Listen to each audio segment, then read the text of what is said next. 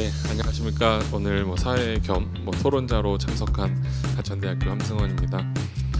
오늘 세 분의 발제 그리고 오재일 교수님의 토론 내용을 들으면서 한 가지 좀 제가 다시 한번 확인한 게 있습니다. 사실 맨홀 사고의 진짜 문제는 어떤 유해가스 자체의 위험을 몰라서가 아니다라는 거, 그 다음에 여러 가지 기술들을 적용하지 못해서가 아니다라는 게 좀 더 확신이 드는 자리였던 것 같습니다.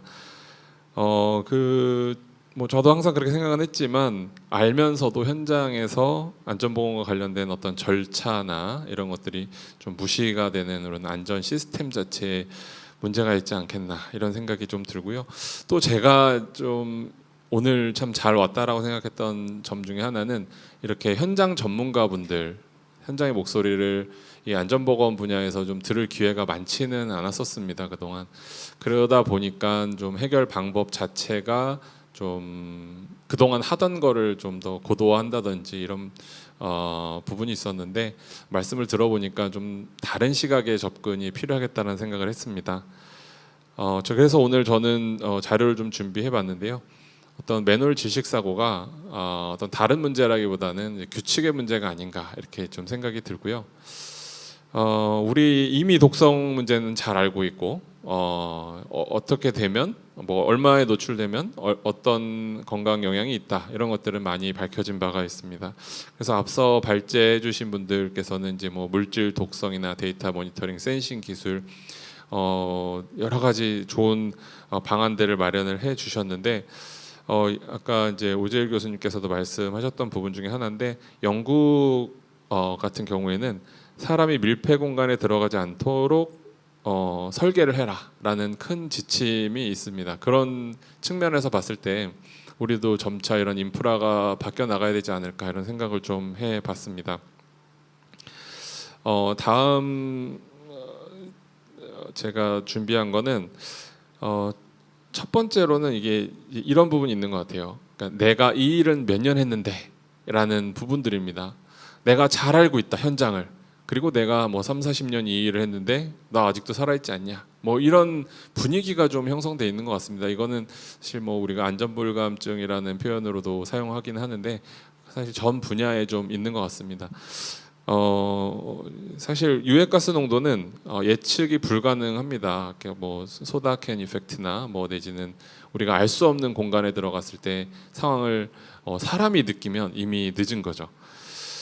그래서 그동안 이것이 이제 현장 작업자의 어떤 감이나 경험에 의해서 그 지금의 상황을 판단하는 거 이 자체는 굉장히 위험한 부분이 아니었나 이런 생각이 들었고요. 그렇기 때문에 어떤 문화, 안전 문화 자체가 바뀌는 거. 그래서 예를 들면은 내가 호흡보호구를 착용하고 일을 하겠습니다. 이렇게 말을 했을 때 예를 들자면 극단적인 표현일 수도 있는데요. 그래 그거 해서 네가 얼마나 오래 사나 보자. 내지는 이런 이야기를 제가 현장에서 너무 많이 들었습니다. 그래서 어떤 규칙을 준수하고 또 어떤 보호구를 착용하고 안전한지 살피는 것 자체에 대한 어떤 가치 이런 것들을 좀 공감하고 이것들이 현장에서 좀 자연스럽게 문화가 돼야 되는데 그러지 못한 것이 하나의 큰 저희 현장의 문제가 아닌가 이런 생각이 좀 들고요. 제 생각에는 기술 자체는 기존에 있는 어떤 측정, 환기, 확인하고 이런 부분들은 잘 갖춰져 있는 것 같습니다. 거기에 이제 좀 기술, 4차 산업 기술들이 좀 더 추가가 되면서 보완이 되는 그런 형태로 가기는 하는데 말씀드린 대로 좀 이 자체 문화, 안전 문화가 좀 자리 잡는 것이 좀 시간이 좀 걸릴 것 같고요. 그다음에 이런 디지털 작업 허가 시스템 이것을 지금은 종이로 다 하거든요. 종이로 써서 허가를 받았다라고 기록을 남기는 수준인데 이것을 디지털화 한다면 전자서명이 남고 그렇게 하면서 책임져야 될 사람이 확실해지고 그렇게 하다 보면 자연스럽게 좀 문화가 바뀌지 않을까 이런 생각이 들고요. 두 번째로 말씀드릴 내용은 이제 안전이나 보건 절차가 선택이 아닌 이제 필수의 영역으로 좀 자리 잡아야 되지 않겠나라는 생각이 듭니다. 안전보건 절차를 건너뛸 수 없게 만드는 것. 제가 제가 어렸을 때랑 생각을 해보면 무단횡단이 굉장히 많이 줄었고 시키지 않아도 뭐 대중교통 고속버스를 타거나 내지는 자동차를 타고 고속도로에 진입할 때 안전벨트를 자연스럽게 맵니다. 그런 무의식 중에 어떤 절차 이런 것들이 이제 굉장히 중요한데요. 현장에서 우리가 밀폐 공간에서 지켜야 되는 것은 측정 그리고 강제 환기를 시키고 농도가 괜찮아졌는지 다시 한번 측정하는 그리고 나서 진입을 하는 아주 기본적인 이 3단계 안전고리라고 하는 것이 체결되지 않은 상태에서 보통 작업이 들어가고 그로 인한 사고가 대부분입니다. 물론 아닌 경우도 있습니다. 밀폐 공간 또는 이제 맨홀에 들어갈 때 추락을 해서 내가 몸을 움직이지 못하는 상태에서 밑에 있는 가스를 흡입하는 경우도 있습니다. 그래서 단순하게 내가 내려가면서 가스를 흡입하는 부분들도 있겠지만 추락에 의한 흡입도 있기 때문에 굉장히 다양한 사고들이 있다라는 부분 하나 말씀을 드리고요. 그 다음에 또 하나가 기후 위기도 하나의 좀 이슈라고 저는 생각을 합니다. 왜냐하면 하수도 뭐 준설 작업을 하시거나 맨홀에 들어가시는 분들의 복장을 보면은 좀 더 방수에 대한 이슈 이런 부분들이 있어서 굉장히 덥고 벌키한 옷을 입고 들어가시는 경우가 있습니다. 올해 여름 정말 많이 더웠는데요. 이제 이런 환경에서 일하시는 분들 같은 경우는 온열 질환 위험까지도 같이 존재한다 이렇게 이해를 해주시면 될 것 같습니다. 이 부분도 우리가 앞으로 살펴야 될 이슈인 것 같고요. 그다음에 이제 대응의 영역 같아요. 제가 최근에 뉴스를 보니까 서울시에서는 바디캠 그리고 그 가스 측정기를 착용하고 근로자가 들어갈 수 있도록 조치를 취하겠다라는 대책을 내놨는데 제가 생각했을 때는 이것은 사후에 어떤 그 현재의 상황을 보기 위해서 그때 어떤 일이 있었나 보기 위해서 바디캠을 착용하고 또 경보기가 울리는 순간 사실 이미 늦습니다. 밑에서는 숨을 쉬기 어렵기 때문에 물론 착용하면은 도움은 될 수 있으나 이것이 근본적인 원인이 되지 않는 그래서 이런 데 예산을 쓸 바에는 다른 쪽으로 좀 예방에 초점을 맞추는 것이 좋지 않겠나라는 생각이 듭니다. 말씀드린 대로 안전보건 환경 조성을 하는 것, 그 다음에 충분한 공기. 그러니까 여기서 말하는 것은 공사하는 시간, 그 다음에 작업할 수 있는 시간 자체를 확보해 주는 것이 굉장히 중요하다라고 생각을 합니다. 네 번째 원인으로는 가장 근본적인 저는 원인이라고 생각을 합니다. 사고의 진짜 원인은 계약서 안에 있다. 이렇게 제가 써왔는데요. 이 이야기는 안전보건에 신경을 쓰고 꼭 필요한 행위를 하기 위한 시간이 좀 필요하다라는 겁니다. 또 의무, 책임 이런 부분들이 계약서에 명시되고 그것이 지켜지는 것이 필요하다라고 생각합니다. 결국 이거는 시간과 돈인데요. 지금 제가 직접 찍어온 그림 한번 같이 보시겠습니다.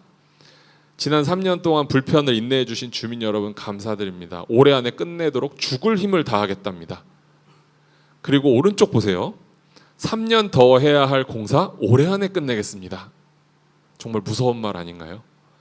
지금 지자체에서 이런 슬로건을 걸어놓고 지자체에서 이렇게 광고를 하는 것 이게 과연 우리가 사고를 안 나길 바라는 것인가? 무리하게 요구하는 건 아닌가?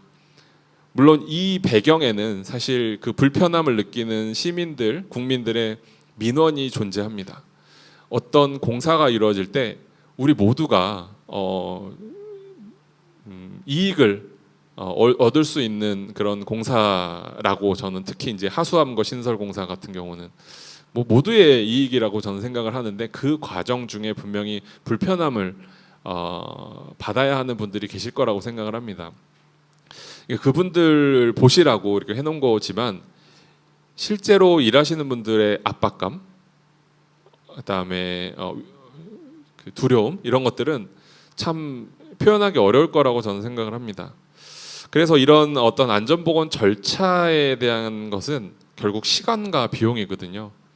근데 지금의 어떤 우리나라 조달의 구조를 보면은 최저가 입찰, 물량 기반 계약 구조, 뭐 이런 부분들이 좀 너무 많이 있고 앞서 이제 오재일 교수님께서도 그렇고 발제자분들께서도 말씀하셨던 부분들이 하도급의 하도의 하도를 주다 보니까 가장 실제로 가서 일하시는 분들한테 이렇게 드리는 어떤 용역에 대한 대가 부분이 충분하지 못하다라는 부분들이 가장 큰 이유.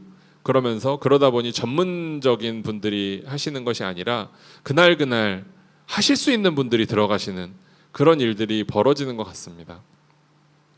그래서 현장에서는 빨리 저렴하게 하는 것이 마치 이제 덕목처럼 되어 있는데요. 그런 것들이 이제 바뀌어야 된다. 그런 것들이 계약서에 잘 명기되어서 충분한 시간과 충분한 안전 보건이 확보된 후에 일을 할 수 있도록 하는 것이 근본적인 원인의 해결책이 되지 않을까. 그래서 발주 단계에서부터 안전 보건에 대한 비용과 어떤 시간을 확보해 주는 것이 필요하지 않겠나라는 생각이 듭니다. 물론 이제 시간이 더 많이 주어지고 또 돈을 많이 준다고 해가지고 모든 문제가 해결되진 않을 거라고 봅니다. 뭐 예를 들면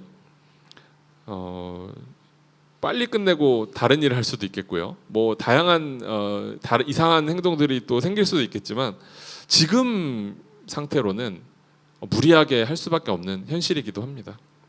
그렇기 때문에 시간적 경제적 여유를 좀 만들자라는 부분. 그래서 뭐 결론적으로 뭐 저희가 해야 될 건 굉장히 많지만 한 5가지 원칙을 제안하면서 마무리하려고 합니다. 측정 없이는 절대 들어가지 않는다. 우리가 지금은 한강에 다리가 여러 개 있지만 옛날에 다리가 없다라고 했을 때 강을 건너 다닐 때는요, 겨울에 우리가 얼음의 두께가 얼마인지 모를 때는 일단 안 건너고 보거든요. 마치 그런 것처럼 맨홀의 내부 상황이 정확하게 판단되지 않을 때는 들어가지 않는 게 맞습니다. 두 번째로는 환기 없이 들어가지 않는다. 그다음에 혼자서 절대 들어가지 않는다. 혼자 일하지 않는다. 그다음에 보호 장비 없이는 절대 구조하지 않는다. 전문가가 구조한다. 그리고 안전한 시간이 보장되지 않는 작업은 절대 시작하지 않는다. 뭐 이렇게 좀 정리를 해보고 싶습니다. 그래서 오늘 세 분의 발제자분들께서 무엇을 어떻게 볼 것인가를 보여주셨다면 제 제안은 본 것을 어떻게 행동으로 바꾸는지에 대한 말씀을 드린 것 같습니다. 그래서 전국 어디서든 작업을 하든지 이러한 규칙들이 작동하도록 우리 시스템이 좀 바뀌어져야 될 것 같고요. 맨홀 사고는 더 이상 이제 운에 맡기는 것이 아니라 규칙으로 충분히 저는 막을 수 있고 앞으로 해결이 가능할 거라고 생각을 합니다. 네, 감사합니다. 네, 안녕하세요. 저는 대한건설보건학회 학회장 백은미입니다. 네, 저는 이렇게 강의 PPT 안까지는 준비하진 않았는데 현재 대응 체계 한계점에 대해서 좀 말씀을 드리겠습니다. 첫 번째로 이렇게 점검을 하는 방식, 맨홀 작업할 때 점검을 하는 방식 자체가 아직도 재래식 안전 점검의 방식입니다. 아까 점검을 하실 때 뭐 드론도 이용하고 최근에 안전보건 기술에 대한 그런 IoT 기술에 대한 것을 캠토피아 대표님께서 말씀을 해주셨는데 그거 말고도 현재는 아직 재래식 안전점검 방식의 한계가 있습니다. 그래서 이에 대해서 근본적으로 위험 환경 자체를 제거하기보다는 사고 발생 가능성을 안고 진입하는 방식이어서 안전 확보에는 좀 근본적으로 한계가 있고요. 그리고 산업안전보건 체계, 관리 체계가 이원화되어 있습니다. 밀폐 공간 유해가스와 관련된 관리 감독이 환경부, 그리고 고용노동부, 지자체 등 여러 기관으로 좀 분산되어 있습니다. 환경부는 악취 방지, 환경오염 차원에서 하수 유래 유해물질을 좀 관리하고, 고용노동부는 산업안전보건법에 따라 작업 환경의 안전을 감독하고, 지자체는 하수관로의 유지 관리 책임을 지고 있습니다. 그래서 현장에서는 이러한 환경에 대해서 혼란을 초래할 수 있고 안전보건 관리가 허술해지는 결과를 좀 낳고 있습니다. 그리고 셋째는 기술 도입의 격차가 있습니다. 현재까지 아까 발제해 주신 분들은 정말 좋은 회사에서 이렇게 지지를 해줄 수 있는 건데 좀 이렇게 열악하거나 중소사업장에서는 할 수 없는 IoT 사업들이 있습니다. 그래서 IoT 기반의 상시 모니터링 시스템, 드론 활용한 무인 점검 기술, 스마트 안전 장비 이런 것들은 연구 개발에 있고 지금 효과도 다 보고 있습니다. 그래서 이제 이에 대한 그런 지원을 정부 자체에서 해주어야 될 것입니다. 현재 지원이 잘 되지 않아서 중소사업장에서는 사용하지 못하는 게 많습니다. 그래서 이런 기술들을 좀 보편적으로 모두 사용할 수 있도록 해야 되고 이런 부담을 완화해 주도록 해야 되고 표준화도 이제 실시를 해야 되고 인증에 대한 문제도 있습니다. 그래서 인증을 좀 완화해서 좀 많은 사업장에서 좀 사용해서 재해가 나지 않도록 하는 것이 좋겠습니다. 저희는 대한건설보건학회에서는 최근에도 이제 그 맨홀에서 질식 사고로 인해서 돌아가신 분들이 유족들이 재판에서 이제 산재를 이제 판결해 달라는 얘기를 이제 하면서 저희에게 의견을 묻는 것들이 많았습니다. 이에 대한 답변을 하면서 정말 마음이 안 좋고 이에 대한 정말 구조적인 관리를 좀 잘 해야겠다라는 생각이 많이 들었습니다. 그리고 건설업 보건관리에 대한 구조적 한계도 있습니다. 건설업은 다단계 하도급과 이동식 임시 작업이 굉장히 많습니다. 그래서 안전보건 관리에 어려움이 있는데 특히 맨홀이나 하수관로 같은 밀폐 공간 작업은 단기직, 일용직, 임시직 이런 근로자들의 업무인 경우가 많아서 안전 및 보건관리자분들이 안전보건 교육과 보호구 지급을 철저히 하고 있는데 또 소외될 수 있는 문제점도 있습니다. 또한 건설업 보건관리자들이 이제 법적으로 배치가 되어야 됨에도 불구하고 아직까지도 미배치, 미선이 문제가 또 있습니다. 그래서 인력 부족, 권한 미약으로 인해서 실질적인 안전보건관리자들의 관리, 감독 기능을 발휘하기가 어려워서 이 결과로 안전보건관리가 문서상 이행에 머물고 있는 건 아닌지라는 현장 중심의 실효성 관리가 이루어지지 못하고 있는 점이 안타깝습니다. 그래서 결과적으로 현재 대응 체계는 인력 의존적이고 분산된 관리 구조 속에서 첨단 기술의 확산이 좀 지연되고 있는 것이 아닌가라는 생각이 들고 건설업 안전보건 관리의 취약성까지 겹치면서 맨홀 질식 사고를 근본적으로 줄이는데 뚜렷한 한계를 좀 보이고 있습니다. 그래서 이러한 상황은 제도, 기술, 건설업 보건관리 체계 전반의 혁신 없이는 좀 개선되기가 어렵다고 생각이 됩니다. 그래서 대응 방안으로는 첫 번째 첨단 기술 도입이 정말 중요하게 생각이 됩니다. 현재 지금 발제하신 분들의 기술만으로도 굉장히 충분하다고 보입니다. 그리고 IoT 센서, 웨어러블 디바이스를 통해서 작업 전, 중, 후 황화수소, 산소 이런 농도를 실시간으로 모니터링할 수 있고 순간적으로 가스 분출에도 즉각적으로 대응할 수 있어야 됩니다.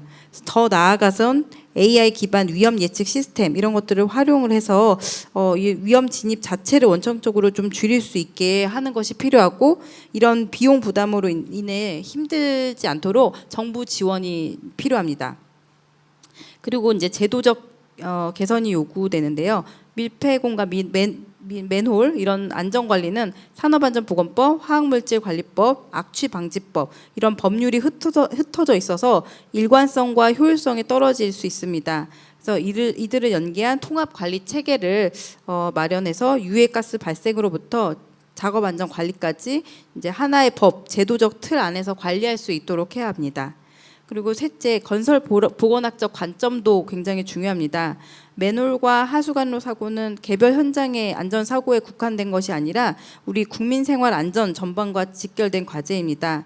그래서 이런 중요한 사건에 대해서는 사고 발생 이후의 대응보다는 사전 예방 중심의 관리 패러다임으로 전환해서 예방적 차원에서 투자와 정책적 지원을 확대해 나가는 것이 중요합니다. 그래서 결론적으로는 대응 방향이 분명한데요. 첫째, 스마트 안전보건 기술의 표준화 그리고 인증 제도 이런 것들이 좀 필요하고 정부의 제도적 지원이 중요합니다.